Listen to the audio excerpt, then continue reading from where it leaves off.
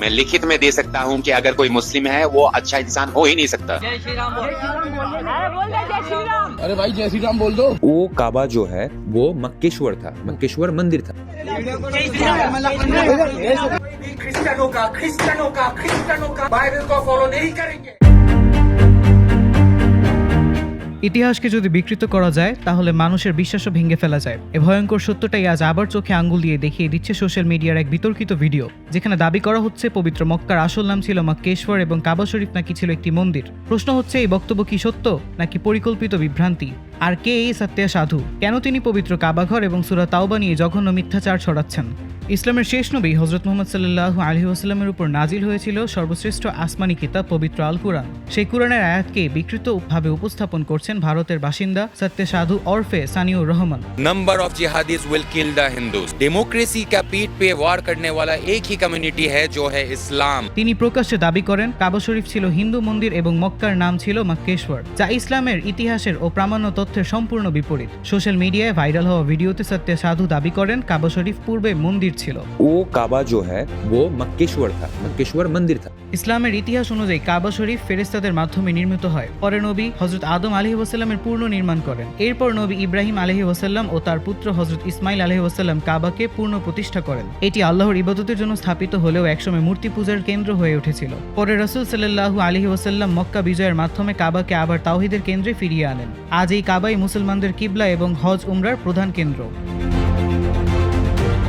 শুধু কাবা নয়, এই সাধু হাত দিয়েছেন পবিত্র কুরআনের সূরা আত-তাওবার উপর। তিনি প্রচার করছেন যে এই সূরা নাকি ভিন্ন ধর্মীদের হত্যার নির্দেশ দেয়, অথচ এই সূরায় কোথাও নিরীহ মানুষ হত্যা বা অন্য ধর্মের বিরুদ্ধে সহিংসতার নির্দেশ নেই, বরং এটি বিশ্বাসঘাতকতার চুক্তি ভঙ্গ, মুনাফিকদের মুখোশ উন্মোচন এবং আত্মশুদ্ধির বার্তা দেয়। এখানে তাওবা মানে অনুশোচনা, আর বারাআত মানে অন্যায় থেকে সম্পর্কচ্ছেদ, না যে অন্ধ সহিংসতা। এই বিকৃত ব্যাখ্যার মাধ্যমে সত্যা সাধু হিন্দু মুসলমানদের মধ্যে দাঙ্গা লাগানোর চেষ্টা করছে। সোশ্যাল মিডিয়ায় দেখা যাচ্ছে ভারতে কিছু মুসলমানকে জোর করে জয় শ্রীরাম বলতে বাধ্য করা হচ্ছে, না বললে নির্যাতনের শিকার হতে হচ্ছে।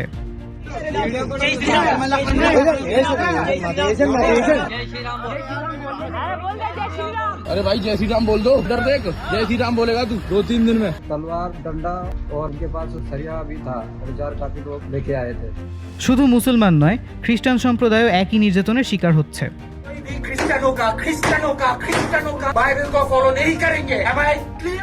অদ্ভুত ব্যাপার হলো, এই সত্যা সাধু একসময় নিজেই মুসলমান ছিলেন, হজও পালন করেছিলেন, কিন্তু হঠাৎ পোশাক, চিন্তাধারা ও বিশ্বাসে আসে বড় পরিবর্তন। ইসলাম ছেড়ে হিন্দু ধর্ম গ্রহণের পর এখন তিনি কাবা ও কুরআন নিয়ে বিতর্কিত বক্তব্য দিচ্ছেন।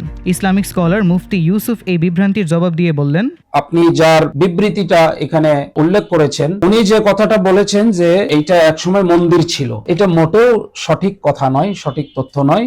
মন্দির কখনোই ছিল না। একেবারে পৃথিবীর সৃষ্টির শুরু থেকে নিয়ে যদি আমরা দেখি, আল্লাহ তাআলা ফেরেশতাদের মাধ্যমে বানিয়েছেন। পর্যায়ক্রমে আমি নামগুলো বললাম, কোন কোন নবী এবং কোন কোন গোত্রের মাধ্যমে আল্লাহ তাআলা বানিয়েছেন। তো এখানে সকলেই তারা তাওহীদে বিশ্বাসী ছিলেন, একত্ববাদে বিশ্বাসী ছিলেন, কেউই মুশরিক ছিলেন না।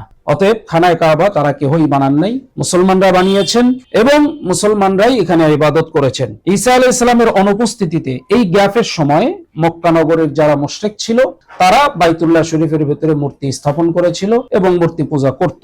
আল্লাহ রাসূল সাল্লাল্লাহু আলাইহি ওয়াসাল্লাম যখন মক্কা বিজয় করলেন 8ম হিজরিতে, মক্কা বিজয় করার পর খানায় কাবার গেট যখন খোলা হলো, তখন দেখা গেল সবগুলো মূর্তি উপর হয়ে পড়ে আছে। এটা আল্লাহ পাকের পক্ষ থেকেই ফয়সালা। তো এগুলো পরিষ্কার করে পবিত্র করে বাইতুল্লাহ শরীফকে আবারও মুসলমান এবং তাওহীদবাদীদের জন্য ইবাদতের উপযুক্ত করা হয়েছে।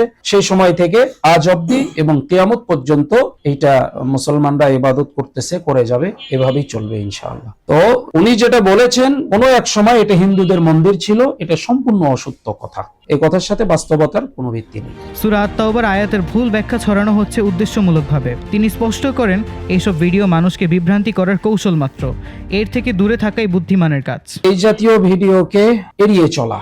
যখন আপনি এই নেট জগতে ঢুকবেন তখন সব ধরনের ভিডিও আসবে। এই বিভ্রান্তমূলক কথা যেগুলো আসে, এই কথাগুলো, এই ভিডিওগুলো না দেখাই ভালো। আর সবচেয়ে নিরাপদ হলো যে আপনার পরিচিত, জানাশোনা এবং বিশ্বস্ত ইসলামিক স্কলার যারা আছে তাদের বক্তব্যগুলো আপনি শোনেন। ঢালাও ভাবে ইসলামের লেভেল নিয়ে হোক কিংবা ইসলামের লেভেল ছাড়া হোক, ঢালাও ভাবে যে বক্তব্যগুলো আসে এগুলো শ্রবণ করা থেকে বিরত থাকাই আমি ভালো মনে করি। ঈমান রক্ষার জন্য। পবিত্র আল কুরআনের 109 নম্বর সূরা কাফিরুনের 6 নম্বর আয়াতে আল্লাহ তাআলা বলেন, লাকুম দীনুকুম ওয়ালিয়া দীন। এর বাংলা অর্থ হচ্ছে তোমাদের জন্য তোমাদের দিন আর আমার জন্য আমার দিন।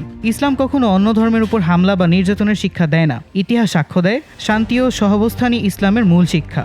আজ যখন সত্য বিকৃত করে ঘৃণা ছড়ানো হচ্ছে, তখন আমাদের দায়িত্ব সত্যকে জানানো, বিভ্রান্তি থেকে দূরে থাকা এবং মানবতার পাশে দাঁড়ানো। কারণ বিশ্বাসের উপর আঘাত মানে শুধু একটি ধর্ম নয়, পুরো সমাজের উপর আঘাত। সাহিল আহমেদ, দৈনিক আওয়ার বাংলাদেশ, ঢাকা।